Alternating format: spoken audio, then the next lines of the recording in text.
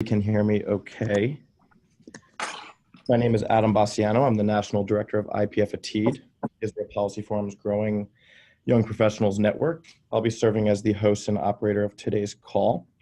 On behalf of everyone here at Israel Policy Forum, thank you for joining us today.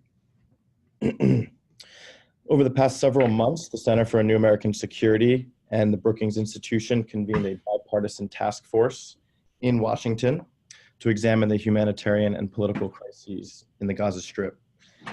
Israel Policy Forum's Executive Director, David Halperin, our Policy Director, Michael Koplow, and our Board Chair, Susie Gelman, were all members of this task force as well. The study published earlier this week is an important examination of practical American policy options.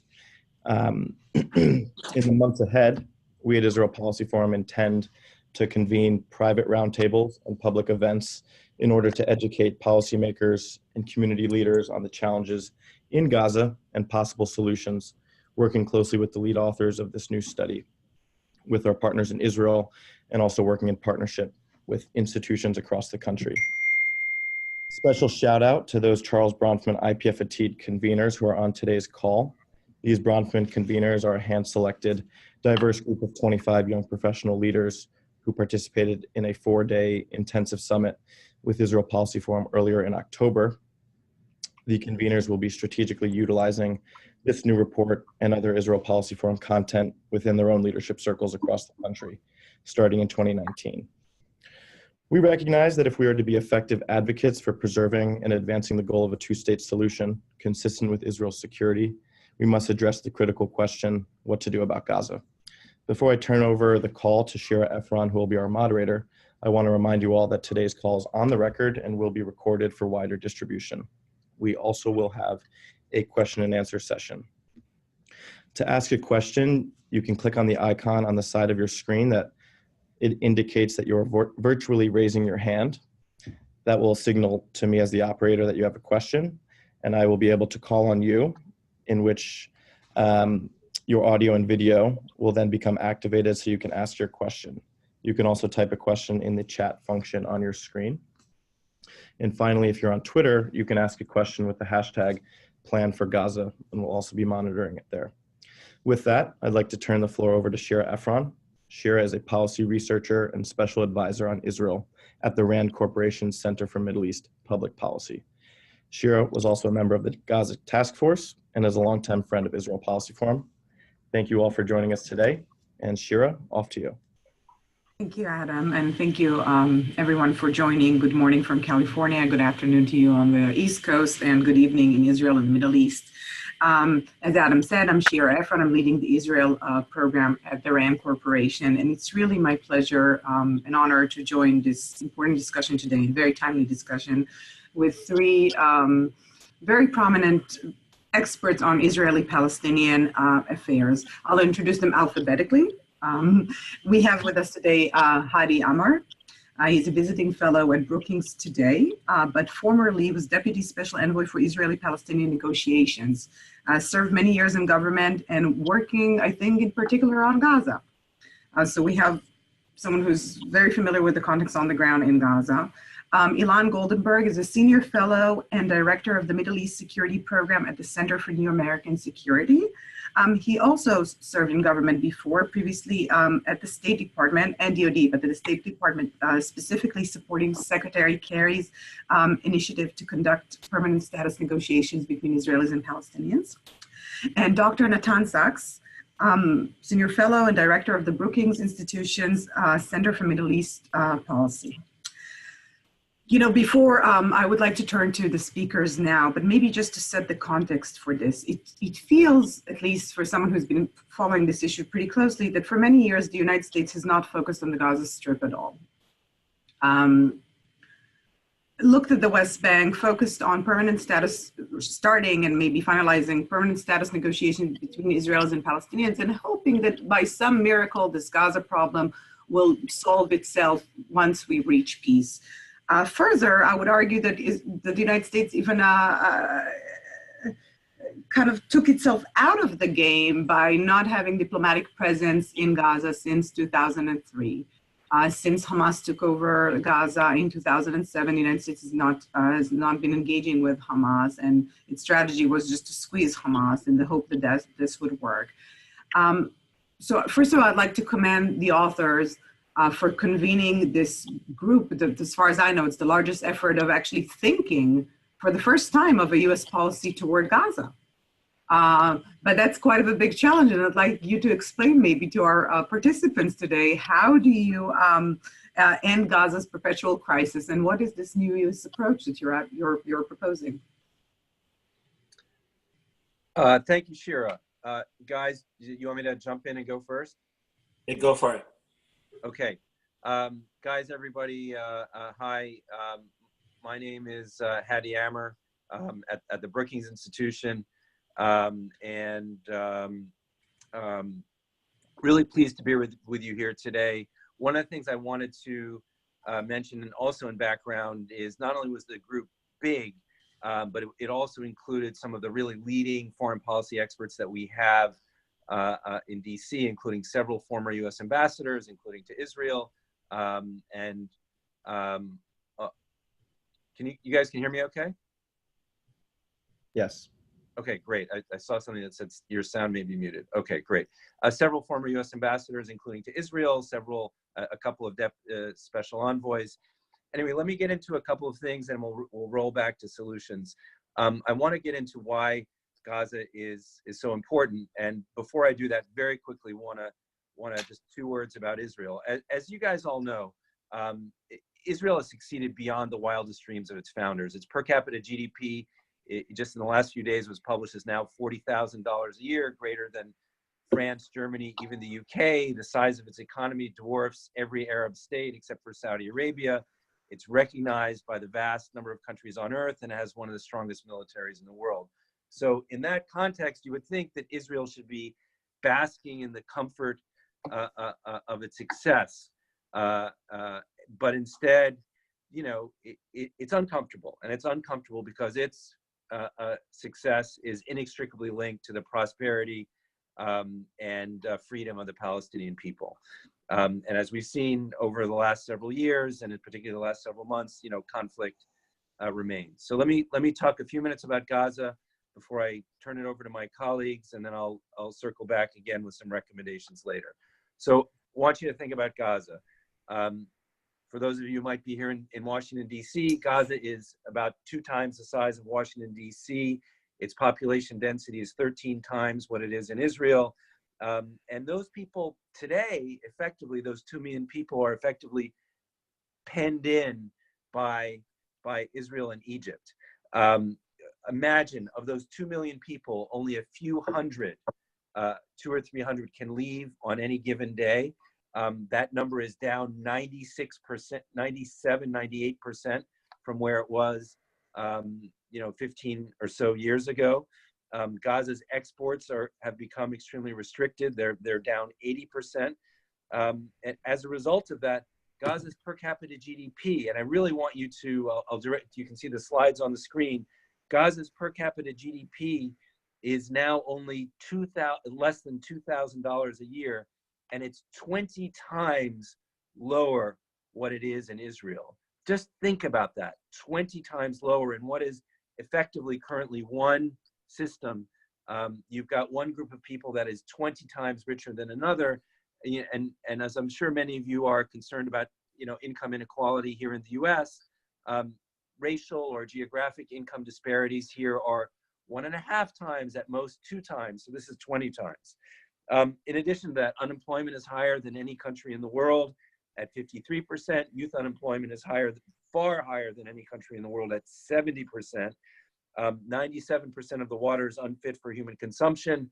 The majority of sewage flows into the sea untreated.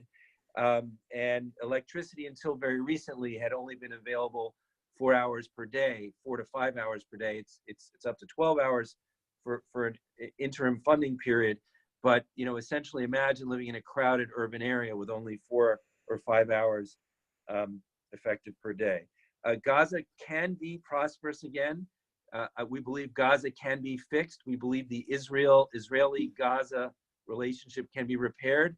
and my colleagues will begin the process of discussing that, and I'll loop back again with some economic recommendations in a bit.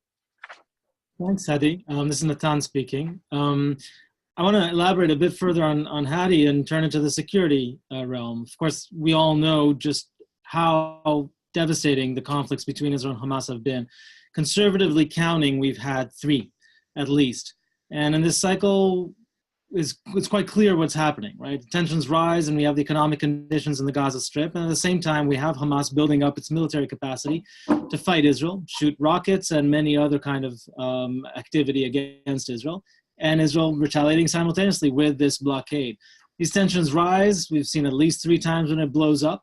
And when it does, the international community, especially the Egyptians, the UN, at times also the Americans, jump in and go for one main thing, quiet for quiet, trying to get both sides to stop firing. That's the natural thing to do when things are flared up. In the process of these ceasefires, usually you'll see the promise that the day after the ceasefire, there will be we'll address all the many sort of root causes of what's going on, or at least try to alleviate the terrible situation that that Hadi mentioned, and concurrently the threat to southern Israel and now increasingly central Israel as well.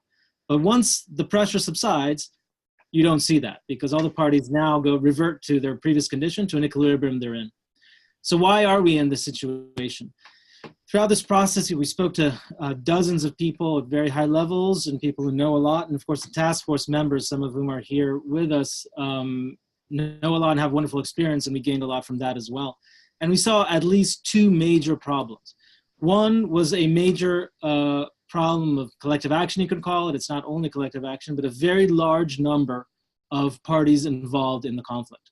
So you think of the conflict itself, it's not merely Israel and Hamas. It's of course also the PA, obviously, and the Egyptians involved directly, and then a whole host of other countries involved around the world. You have in the region the Saudis, the Qataris working in very different directions, and you see I'm sorry, I just want to make sure I'm not muted. All good? All good. All good, thank you. So we see not only a whole host of countries involved in the conflict itself, more than usual. Besides Israel and Hamas, we see Israel, Hamas, and the PA, so really a triangle there. The Egyptians are partially involved, and in the region. The Gulf, we have the Qataris and the Saudis and the Emiratis working in very different directions. The Turks involved, often together with the Qataris, much more aligned with Hamas than others are. And of course, in Europe, several different actors in the United States, and I could go on and on. To solve this, usually the recommendation you'll hear from all sorts of people in Washington is that the United States needs to resume its leadership of the world, take ownership of the problem, and solve it on its own. And that's not exactly what we're saying, actually. We think the United States does need to be much more engaged, first and foremost for the moral issue involved, but also for strategic reasons, for Palestinians, but also for the Israelis. But the United States should do this in partnership with others, in particular with 2 main actors that have a lot of leverage, and those are the Egyptians and the UN, but in particular the UN UNSCO, which is a part of the UN that actually has very good relations with the Israelis, but also with others. Why is this? First, because the Americans we do not have relations with Hamas, and we in the task force do not recommend that the United States establish relations with Hamas. And over the past year, exactly a year and a day, the US has also lost much of its contact with the Palestinian Authority over peace issues. But together with the Egyptians and the UN, the United States can bring a lot to the table. It can coordinate, orchestrate a lot of the different actors. For example, the Qataris and the Egyptians, who despise each other generally, can be coordinated, orchestrated with American support. And the international community, the Europeans and others, can be brought together with the leverage that the Egyptians have with Hamas, with the PA, with the coordination ability and implementation ability of the UN. That's one major problem, the plethora of players, and we think it should be solved by the US getting much more engaged together with the Egyptians and the UN. The second major problem is that even when administrations or others have wanted to be heavily involved in this issue, they've had 2 very different objectives in mind, and these 2 objectives were often conflated, often actually contradicting each other. The first objective was to try and alleviate the Hamas-Israel fight, to bring about some kind of ceasefire that would facilitate alleviating the humanitarian condition, the economic condition that Hadi described. The second objective was to bring about some kind of reconciliation between Fatah and Hamas, between the Palestinian Authority in the West Bank and the Gaza Strip, and to allow them to have more fruitful relations. The problem is that these two objectives contradict each other. If you alleviate the situation in the Gaza Strip through a ceasefire, you're cutting out the Palestinian Authority. That's part of why Ramallah has been so vociferously against these attempts, and has been in fact very hawkish in recent times about alleviating the situation in the Gaza Strip. You're in a sense risking in perpetuating a three-state solution, as some people have referred to it. The Gaza Strip separate from the West Bank, and of course separate from Israel. But on the other hand, if you try to go simply for reconciliation without a ceasefire with Hamas, you're not going to get the main thing that is necessary to open up the Gaza Strip, which is an alleviation of the blockade and allowing Gaza Strip to thrive economically, because Israel's going to fear the security situation, and understandably so. The short of it is, we think both objectives need to be done simultaneously, both stabilizing Gaza through a ceasefire between Israel and Hamas, and trying to reintegrate the West Bank and the Gaza Strip, albeit in a limited way at first, but in a meaningful way, simultaneously, with the support of the Israelis and, of course, the Americans, whom we are addressing in this report. And for that, we suggest 3 lines of effort, mainly. Use vigorous diplomatic efforts, as I said, in coordination, close consultation, have a clear plan that you start to socialize today, and to plan for contingency possibilities. In particular, unfortunately, the possibility that there may be another fight between Israel and Hamas. That would be terrible. But if it does happen, that's also a moment where we should try to push for some kind of political resolution in the long term. Or we could see a change in leadership among some of the parties, Palestinians, Israelis, others. And that might also offer an opportunity from getting out from the truly stuck situation we are in today. To describe a bit more of how we're thinking about the politics, why don't I invite Elon to join? Well, I think actually Hadi's going to go first. And Sorry. Why don't we talk about economics? The economic proposals, and then I'll do politics. Okay, great. Thanks. And let me, again, apologies for having broken my stuff into 2 parts. But look, I want to, as part of what Natan just discussed, I wanted to break our task force's economic proposals up into a few categories. So first and foremost is freedom of movement. As I mentioned earlier, Gaza's the ability of the residents of the Gaza Strip to travel is down by 98% from what it was in 2000. That has led to a drastic decline in the economy. And as we've seen kind of the world over, open economies thrive, closed economies fail. And so what can be done in Gaza is that first and foremost, and we think there is actually significant openness from the Israeli military from a security perspective on this, is to return a few thousand Gazans to work in Israel on a test basis, hopefully eventually expanding that number up to 15 or 20,000 to what it once was. This shouldn't be seen as impossible. In fact, currently there are over 75,000 West Bank Palestinians that have permits to work in Israel every day, and tens of thousands of more that probably are doing so illegally. So first and foremost, returning Gazans to work in Israel. Secondly, allowing new categories of Gazans to enter and exit into Israel and the West Bank, whether it's students and others for travel. Another step would be expanding the fishing zones off of the Gaza Strip considerably, and then finally creating industrial zones on the Gaza borders adjacent to Israel and Egypt. So that's kind of one category. Let me just go through a couple of others. Another one is electricity. As mentioned, over the last few years, Gaza's current electricity needs are about 500 megawatts. Over the last few years, they've had about a quarter of that. And so expanding Gaza's electricity supply, primarily from Israel and Egypt, could make a massive difference in the quality of life there and quality of health there as well. But electricity can also be expanded through, creating solar fields, and that's all in the short term. In the medium term, hopefully in 3 years, through a process that we launched during the Obama administration, a gas pipeline can be built to Gaza so that it can have much more fuel-efficient energy that's produced therein. Couple of more sentences before I turn it over to Natan. As I mentioned, imagine this: 97% of water is unfit for human consumption. This in a pretty hot part of the world. So Gaza clearly needs more water. Israel can, should, and is actually willing to double the water it supplies, sells to the Gaza Strip, but more infrastructure needs to be built for that. Gaza has extremely leaky pipes. Believe it or not, 1/3 of Gaza's water is lost through the water distribution system. So considerable repairs can and should be done there. And then in the medium term, what Gaza really needs is a long-term, medium term is a large-scale desalination plant. The last thing I'll say is that, love UNRWA or hate UNRWA, the United Nations Relief and Works Agency provides education and healthcare to 2/3 of Gaza's population. 250,000 students rely on UNRWA for its high-quality secular education. The U.S. cuts to UNRWA were initially a threat to the agency. Fortunately for, I would say, both the Palestinian people and Israel, the international community stepped up to fill the gap with UNRWA. Let's hope it continues to do so.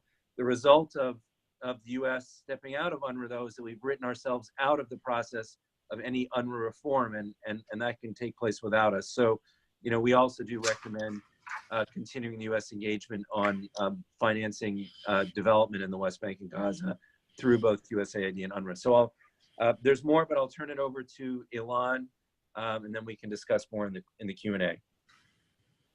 Thanks, Hadi.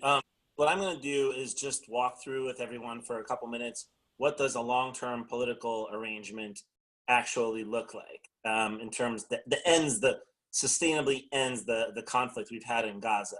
I should say at the top two things. One, we don't believe this deal is possible today. We're not naive.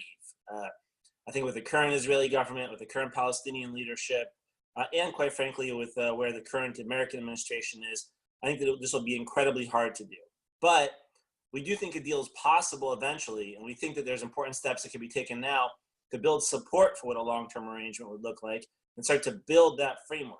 The way Natan talked about, the U.S., the UN, and Egypt starting by agreeing on one kind of deal altogether, and then after that being able to socialize it with everyone and eventually getting the parties on board with it. You can start that process now, even if a deal isn't possible, so that when a time does come, when that moment does come, whether it's a change in leadership or frankly, whether if you're in the middle of the next conflict, you have a vision for how you want to end it and everybody understands what that vision looks like, instead of all instinctively just going back to quiet for quiet, which is the first thing you do when you have no plan what else to do. The other thing I should say is, if the U.S. wants to play a significant role and start doing a lot of these things now, it has to find a way back to the table with the Palestinian Authority, which means walking back some of the decisions of the past year or making other decisions which balance things out.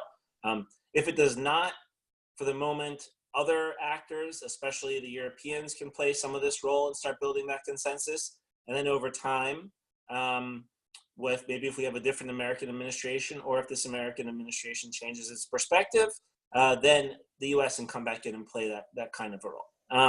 And so I just wanted to say that before we actually move into talking about what the deal looks like.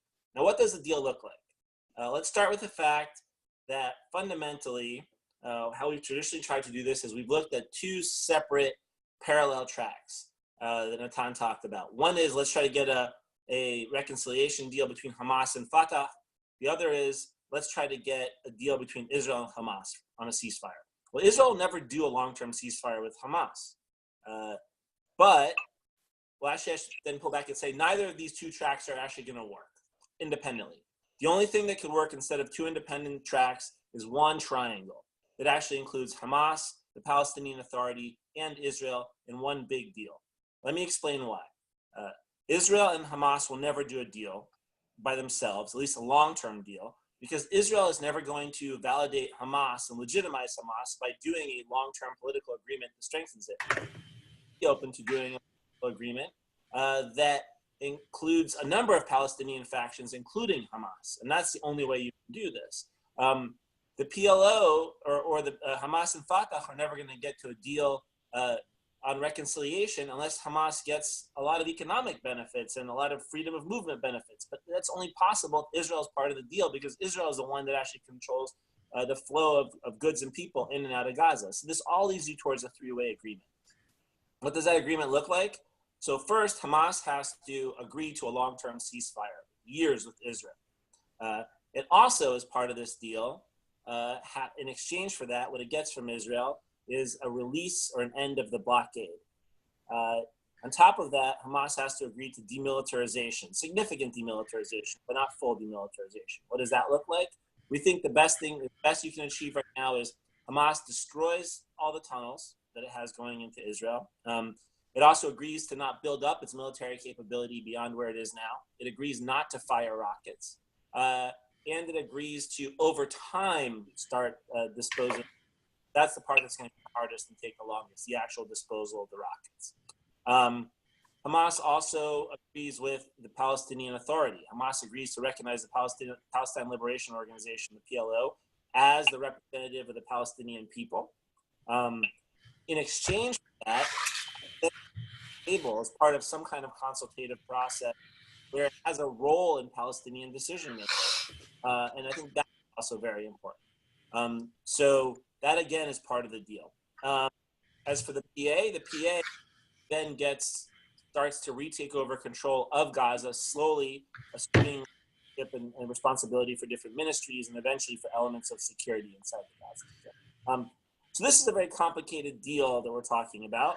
Not one that we think is possible today, but one that you have to start building towards today. At least if you have a vision, throwing your hands up and saying, well, we can't do anything about this Gaza thing. I think it's a good deal, or it's an acceptable deal that Hamas might take. I think it's a good deal for Israel. The biggest and hardest party to convince right now is the PA, because they don't want to control of Gaza. They don't want responsibility for that, especially if Hamas is still going to have a lot of its ability to control the security situation. And so, how do you make the PA whole in this three-way deal? One is, I think you give the PA a lot of the political credit for actually creating reconciliation, which is something that's really popular in the Palestinian public. But two, you're going to have to give the Palestinian Authority something on the two-state solution, something in the West Bank that signals that this is also part of moving towards a two-state solution. Give them something meaningful. And that would be, in our view, there's a lot of different things you can choose from. I think the most realistic would be, taking a piece of Area C and turning it into Area B, giving the PA control over it and ability to develop it economically. And I think there's been a lot of different proposals out there on this, including a number by CIS and IPF that go into it. There's other options, such as having certain actors in the international community recognize a Palestinian state, trying to do settlement freezes, all kinds of things. I think the most realistic is Area C, but I'm open to any of them if they incentivize the PA and sort of say to the PA, okay, you're part of this deal and you're getting something for it too. And so that's what the three-way deal looks like. I should say, and I'll just close with this, with two things. One, it's not possible today, as I've said, but you can take this framework now and start building international support for it and eventually build support for it with Israelis and Palestinians. Two, this is very much intertwined with a two-state agreement. But I would not say is you have to do this before you do a two-state solution, or you have to do it after you do a two-state solution. You got to think of this as two separate negotiation tracks. One is the three-way track on Gaza. One is the two-way track on a two-state solution. If you can make progress on either of them, do it. And so that's my view. This is an independent parallel track, but obviously the two are related. If you get progress on either one of them, I think it can help feed progress on the other. And so I'll close with that and maybe hand it back to Shira to moderate and ask some questions. Thank you, Hadi, Ilan, and Natan. I have a lot of questions, but we are starting to get questions from participants. So maybe I'll just ask one. And I want to, first of all, thank you. It's a lot of material packed in here, this short presentation. But I really appreciate you being candid about saying that this is not a feasible plan at the moment. Still, it doesn't mean it's not important to start thinking about it. In that context, and I guess you touched on the hardest point, short of leadership changes, and it's not just the United States, I would argue that in Israel, there's no urgency for two-state solutions, to say the least. It's quiet for quiet is very convenient from Israel. Gaza is a nuisance. There's a priority of the North. The United States has, it did not start with the Trump administration. I would argue that not taking an active role in world affairs is a trend, and we don't know if with a different administration this is going to change. But it seems to me that the hardest nut to crack now, and you pointed out, is the PA.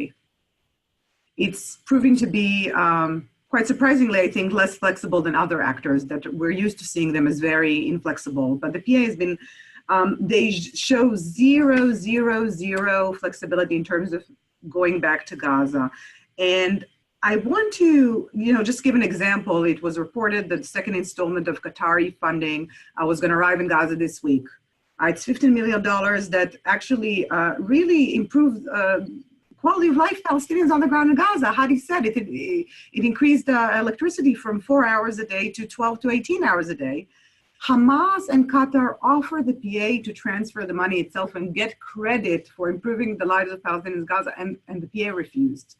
Have you, in this process, because you're saying let's build the infrastructure, let's socialize this program, have you spoken with PA officials sort of like the day after Abbas, how they think about it? Can we hope for some more flexibility there? I know you're not allowed to talk to Hamas, but I'm trying to understand how, as you're trying to socialize your ideas, how the actual players on the ground and the United States are viewing it.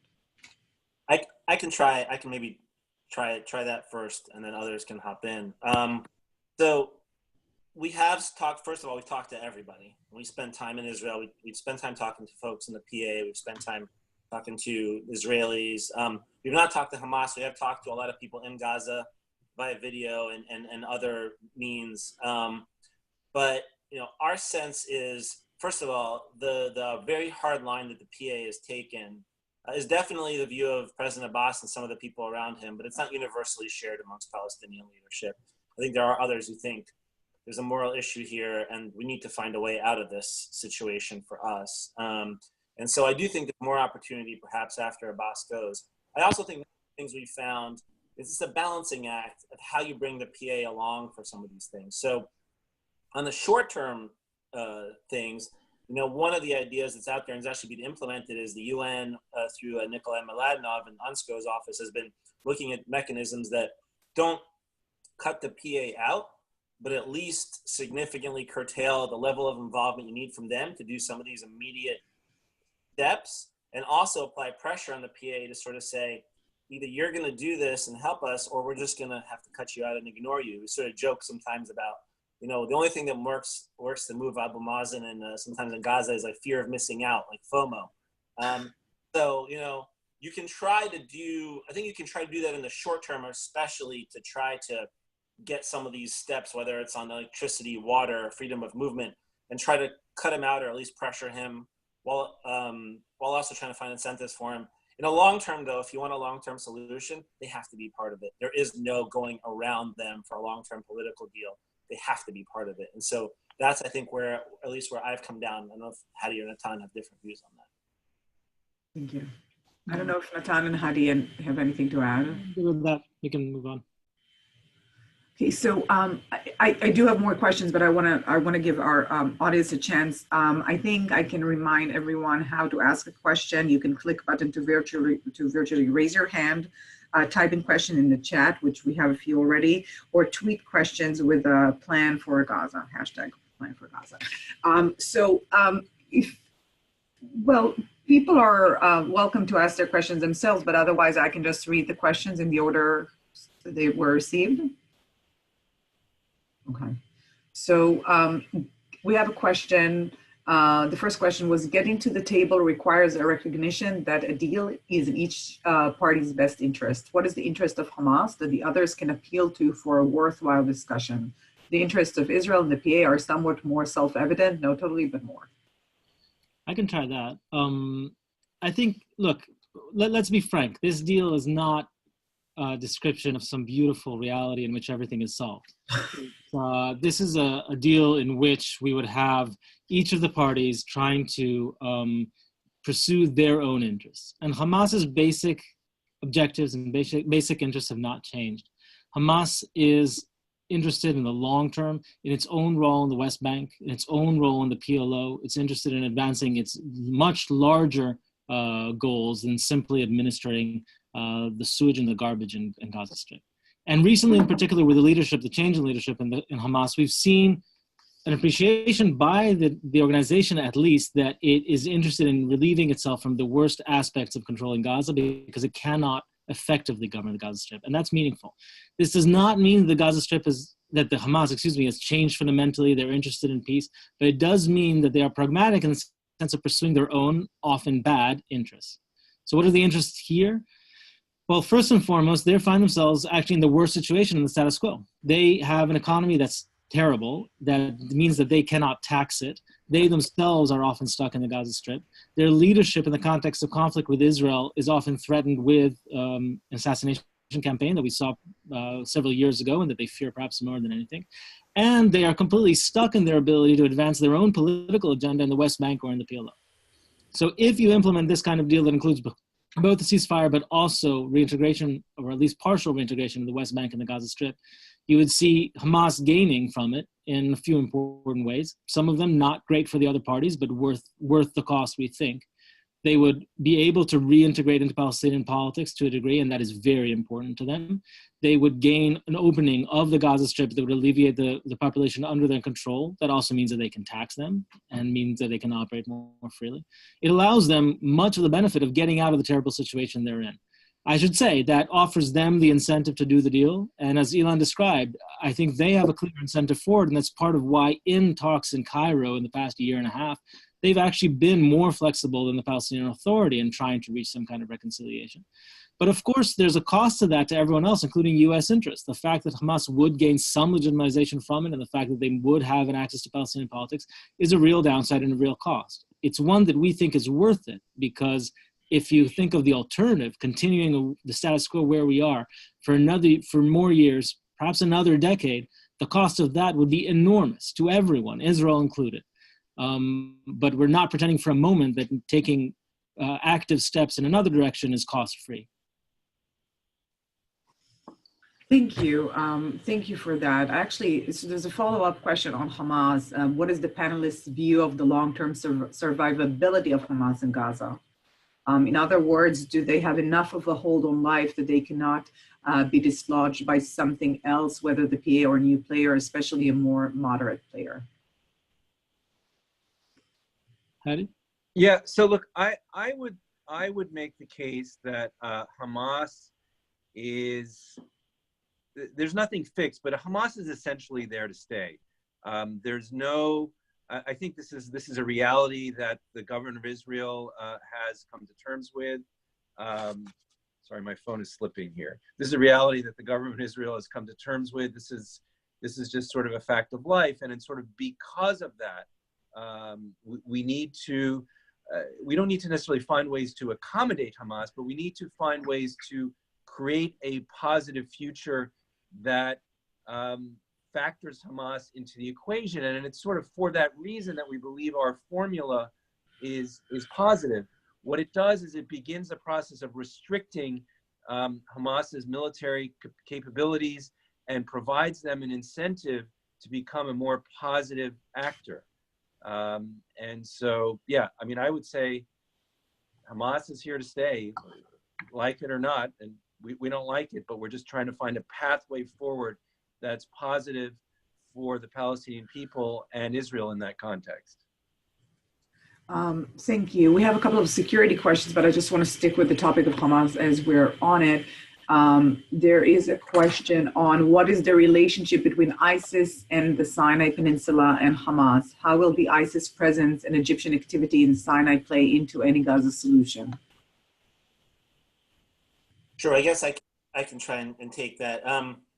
It's actually interesting to some extent. The situation with ISIS and Ansar Beit al-Muqdis has actually caused the Egyptians to get more engaged in a more positive way, actually, on Gaza in the last couple of years and get a lot more pragmatic about the solution because they realized this is a huge interest of ours. And if there's a relationship between Hamas and ISIS, and if weapons are flowing between these groups, that's only going to make our situation more difficult. So actually, this has been one of the achievements as the Egyptians got engaged, and maybe it was Egypt's primary first objective in getting more engaged in the political process that it's gotten engaged in the last couple of years. I mean, it's always been engaged, but you really saw it get re-engaged in 2017, was getting Hamas to cut off any of those channels between them and the insurgency in Sinai, and have mostly done that successfully.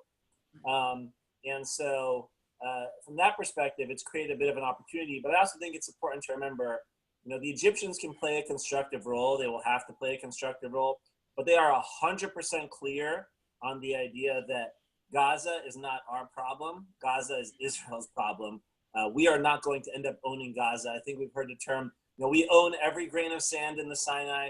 We own not one inside Gaza, and they will make that again and again. So any plan has to include them as part of the solution, and they will do things that are positive as long as Israel is doing them too. What they will fear and not do is anything that involves them getting more tangled up in the situation, or international responsibility being foisted on them as opposed to Israel. Thank you for that. We have another question. It's directed, I think, specifically to Natan. Natan, you talked about the need for a trilateral partnership between the U.S., the UN, and Egypt.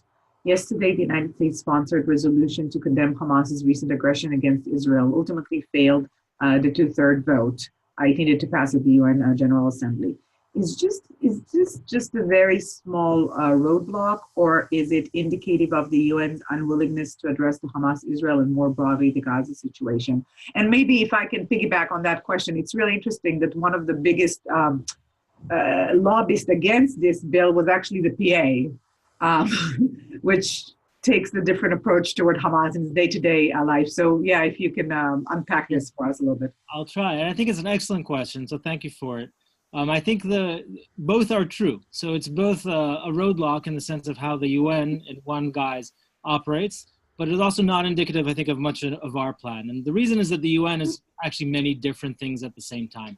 So what we saw here is a vote in the UN General Assembly where you need two-thirds vote, and where many small countries and large countries have the advantage of numbers.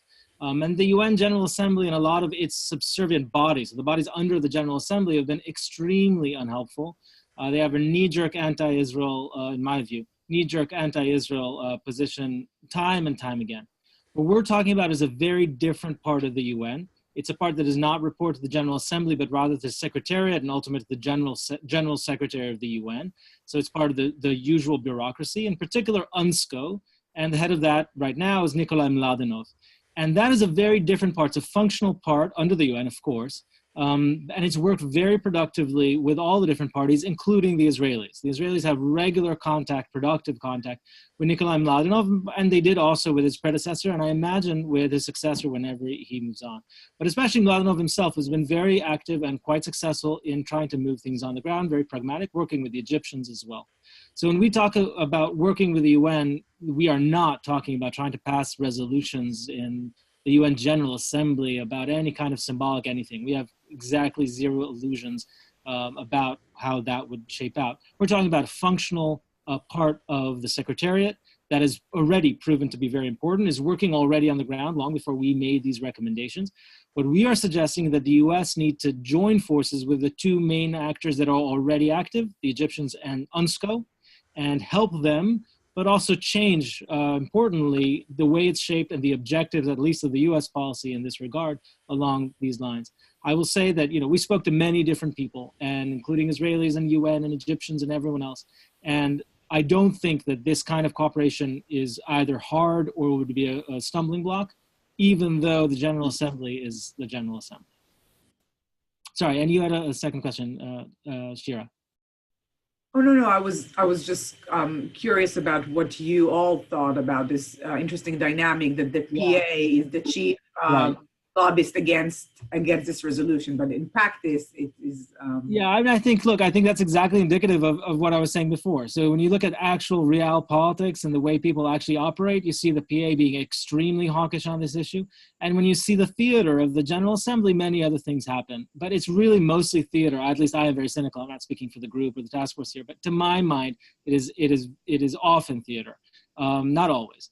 The Secretariat is a very different thing. And the way the PA operates in practice towards the Gaza Strip, as you said, Shira, it's been extremely hawkish in the past year and a half. But as Ilan said, I don't think that necessarily continues the day after Abbas's leadership ends for whatever reason.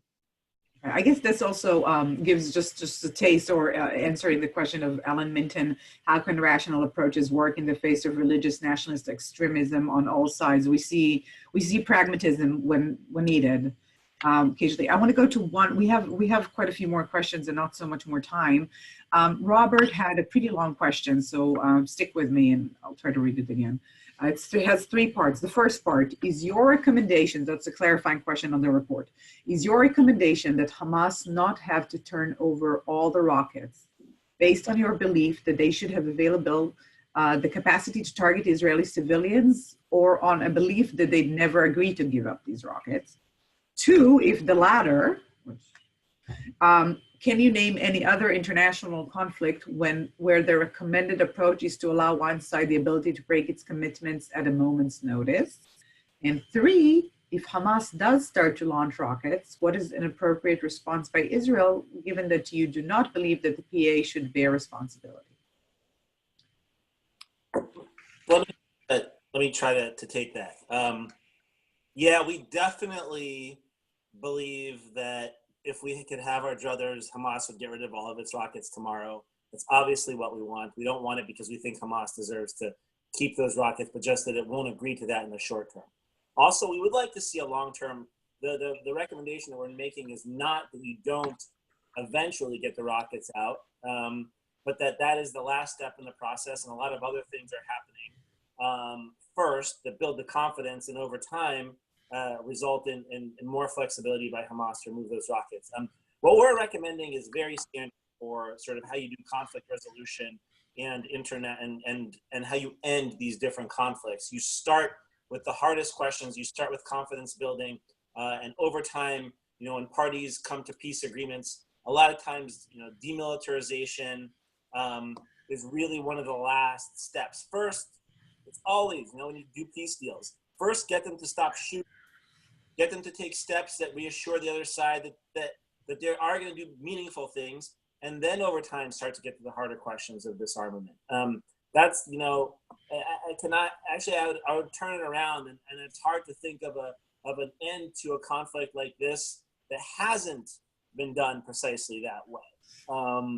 And so the problem is, if you ask for everything up front, you never get anywhere.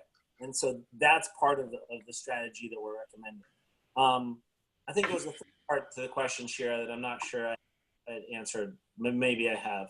I think you covered most of it. Can I add just one point here, and I want to make this clear. We are not proposing beautiful peace. So what we're saying is not that peace would look like Hamas still having rockets and able to target everyone. We're talking about a partial step that would make things better, not perfect, but we think much better with regard to the Gaza Strip, and would allow us then also, perhaps simultaneously, perhaps after, to engage in serious peace talks. In the long run, of course, you cannot have an armed Hamas inside a Palestinian state. That is simply not viable. But in the immediate term, the possibility of status quo is even worse. And one last point, the questioner asked, well, could you think of a situation where someone is allowed to have the means to break their own commitments? That's, as Ilan said exactly, that's always the case. Israel would retain the possibility to react, and the proper response, he asked, well, what should Israel do if Hamas fires? Israel would know exactly what to do, and that would probably be to fire back and target Hamas, and it would have every right to do so if Hamas targets it, holding to a ceasefire as two sides to it. And Israel obviously would not be disarming or disavowing the possibility of using force to enforce its own security. Granted, obviously. But if we want to get a realistic way out of this to improve situation in Israel as well, we have to deal with Hamas as it is. And not the Hamas we want. Yes, exactly. Unfortunately. We have a question from Ronen Landa, an IPFAT Broadband convener. He's asking, can you discuss how Israel's broader engagement with the Arab world will impact the prospects of this approach? Who wants to? Ilan, thank you. I could, but Natan or how do you guys want to? I'd take the last couple. I'm good. Yeah. All right, I'll give it a try, and then others. I mean, look, it doesn't hurt. It certainly helps. In that the better the relations are between Israel and the Arab states, the more you can coordinate this effort, and the more you can bring the Arab states in to be constructive in this effort. Egypt, I do think it's important to remember. Egypt is by far the most important actor in this situation because it's got real interests engaged, and it's also has a border with Gaza. Beyond Egypt, Qatar is pretty a significant player. They've put a lot of money into Gaza, and even to the point where we were talking yesterday, we had Ambassador Ron Dermer publicly thanking, I think it was Egypt, Qatar, and the UN for pushing money into Gaza, $50 million into Gaza, essentially giving it to Hamas. So this is the world we're now in. It's kind of crazy. But I do think it's important. For example, Qatar and Egypt really don't get along well. And there's a lot of tension there. And so this is one role where the U.S. can be constructive and sort of being able to say to the Qataris, we really want your support as part of the coordinated effort, especially on some of these economic measures where you've been constructive in the past, but you need to stay out of the politics because we need to work that with Egypt, and they are a more important player on this piece. And I think we have a lot of leverage with the Qataris precisely because they're feeling isolated from their other Arab partners over the last year or so. I think the role of Saudi Arabia and the rest of the Arab world matters, certainly. They can be both constructive in providing aid. They can also come out with public statements calling for a one gun, one authority inside of Gaza, which weakens Hamas, but they aren't as important. I think we shouldn't part of, I think, a mistake generally the U.S. has made in the last couple of years is over-investing in the Saudis in terms of the peace process. At the end of the day, the Saudis don't have that much leverage over the Palestinians and over President Abbas, outside of some aid. And also they don't care that much. They're not as invested. It's really the Egyptians and the Jordanians who border Gaza and the West Bank, who have the long historical relationships, and they can also bring both real benefits, but also real discomfort to the Palestinian leadership and to Hamas when they make decisions on what can be accessed through their countries and what really matters. And so that's really where we need to put our effort. And then the fact that Israel has, good relations with Jordan and decent relations with Egypt, peace treaties with both of them, does help make the situation better. So we only have 1 more minute, and maybe I just want to close with a short question, or not so short question, but for Hadi, because I think and I apologize to all other people that have asked questions, we have not addressed them. I'm just trying to stay away from the political angle for a second, because I think we covered it, and just go to the technical just for 1 moment. Hadi, you have very concrete recommendations, freedom of movement, on electricity, on water, what needs to be done. In practice, you are recommending, you're saying in the past 20,000 Gazans travel to Israel to work every day. And now the numbers are very low. There are 5,000 people from Gaza who are vetted by the Israeli security services, but still are not allowed to go in. We know in terms of fuel supplied by mostly Qatar now funding for fuel, that helps improve the electricity, but Gaza needs 500 megawatts of electricity per day. For that, you need to build power plants. How do you go about ensuring there's funding, international coalition for doing these things and improving the conditions on the ground, at least until we get to a situation where the political stars align in a way that you can go with the rest of your recommendations? Sure, thank you. And look, I think that Shir, you're exactly right. So as you said, there are 5,000 Gazans who've been approved to get back to work in Israel. My personal belief by the Israeli security services, but they haven't, that step hasn't been taken because of political lack of willingness on the political side to take that risk. My personal belief is that it will be impossible, and I really want to stress this, it is impossible for a tiny enclave like Gaza, again, with a population density 13 times Israel, 2 million people, twice the size of Washington, D.C., to ever have a functioning economy unless it has greater openness with the world in terms of trade, in terms of freedom of movement. And so every Gazan that works generally supports 7 to 8 individuals. So imagine if you have 10, 20,000 Gazans that are back at work, you have, 7 times that, 70,000, 150,000 Gazans who are supported. Those folks can then be able to pay for their own electricity, be able to pay for their own water. So the only really way to break Gaza's cycle of poverty, where it has the highest unemployment in the world, where per capita GDP is 20 times lower than Israel, is to allow Gazans the ability to exit and enter themselves and their exports. And until we get to that point, it's gonna just remain an international basket case in need of perpetual aid, which I think is not good for anyone. And it's at a time where Gaza's population continues to rise, and in 25 years, there will not be 2,000 Gazans in this situation, 2 million, there will be 4 million. And so that's why it's such a challenge. Thank you. So we're at the top of the hour. Actually, we're 2 minutes over time. So we will have to conclude with this. I still have questions.